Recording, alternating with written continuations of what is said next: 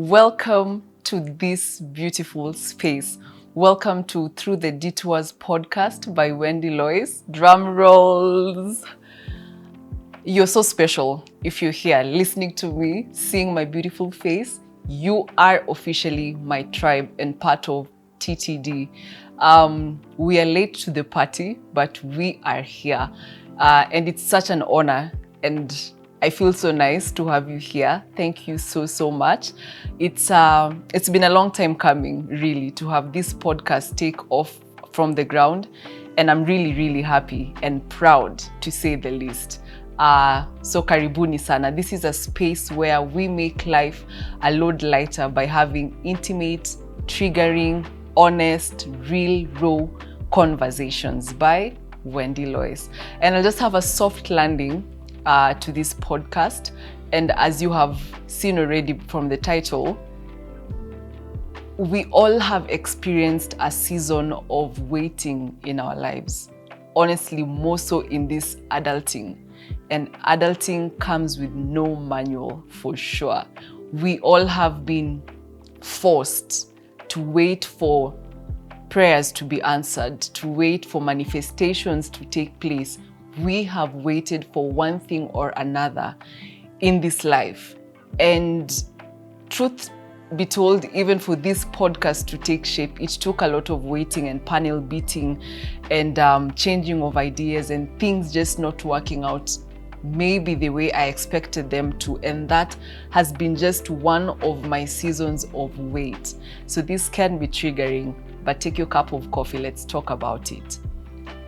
The best context I can put this in is friendships. And I know my bestie is here.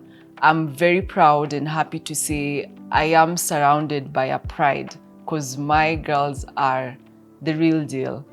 And as we have evolved through life, and through the different seasons of our lives, we have seen some answered prayers come before others. We have seen some doors open before others. We have seen some dreams come into a reality before others. And the truth is, it is hard sometimes when especially you are the late bloomer in the pack. And when you are a late bloomer, it means you are at the tail end of blooming, that the rest take off and take shape, and you have to wait for your turn. Si rahisi.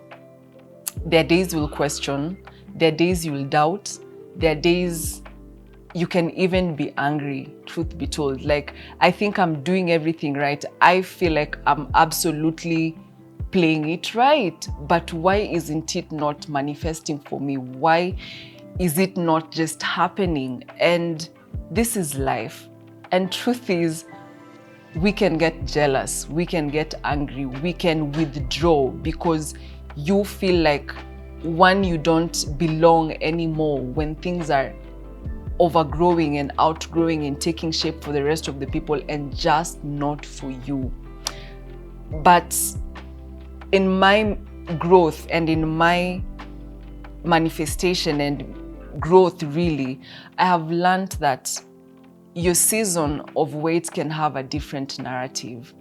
Your season of wait can form the core and the backbone of who you are, and that prepares you for what happens to you when your season finally arrives. This season of wait should be treated with a lot of grace, truth be told. And allow me to say this: the Lord looks at your heart when you are in wait. The Lord looks at your attitude when you are waiting for your turn to come. And what I want to put out there is, your season of wait primarily is conditioned by the attitude and the core of who you are. And these are things that we build on every day, because every day throws a different curve ball to us, and it throws us to the game of growth. In your season of wait, it's important for you, number one, to be a great cheerleader. I have seen amongst my pack cheering each other on, you know, when one of us, their career took shape before any of us had, we were there to congratulate and to give them a tap on their back, like, you go for it, this is your season, we are happy and we are proud of you. So it's very important for you to keep an attitude of positivity and genuinely being happy for the rest when theirs is happening and yours is not, because then when your time comes, the same will be reciprocated. I am a believer of whatever you pour out to the universe pours back to you, and sometimes even 10 times fold, So it's important for there to be an attitude of cheering each other on and supporting each other on, because you are like, if I'm in this space and it is happening for the rest, then it's definitely gonna happen to me. Mine is just around the corner, only that I am in my season of wait. Your season of wait can manifest into love, truly loving the season that you're in, and that is the season of waiting, and loving yourself without a doubt, with no doubt, because you are confident that this is not permanent. You are confident that this is just a season of wait. So loving on yourself, loving on those who are winning, because their win is your win, because you are a pack and you are a team of winners. So in your season of waiting, learn to love, Your season of waiting can be a season of peace. Just have the peace and the calm in your heart, because you're not bitter, you're not angry, you're not disappointed. You are in sync with the season of wait that you are in, and very confident that, this is just a season of wait. The one thing that we say most of the times, more often than not, is blessings delayed are not blessings denied. And as I mentioned when I was beginning, I'm going to put this in the context of friendships, because as we grow and move along in life, we choose the people that we put around us, and blessings can manifest in different ways. So when in your season of waiting, if you put your mind to what a definition of blessing is, it makes it easier, because you still count your blessings. Maybe it could be a blessing of good health, not necessarily monetary blessing. And this keeps you going every day, and it keeps the core of who you are. It keeps your conscience very alive, very awake, and very clear. But let me just throw this disclaimer inside here. As I speak to you, I am speaking to myself. It's easier said than done, truth be told, sometimes, because the human, it's in human nature to have these feelings. It's in human nature to have emotions, and that's why we have feelings like jealousy. But how you turn around that narrative is what makes the whole difference completely. So as I tell you, I also tell myself, and I'm like, Wendy, this is work in progress. It takes work every day for you to be deliberate that, I understand this is a season of wait. A season of wait demands for the season of faith. You keep the hope alive, you keep your faith in there to journey through the season of wait, because you know what? I feel like it's a continuous curve game. In every leg of the race, you will be forced to wait for something.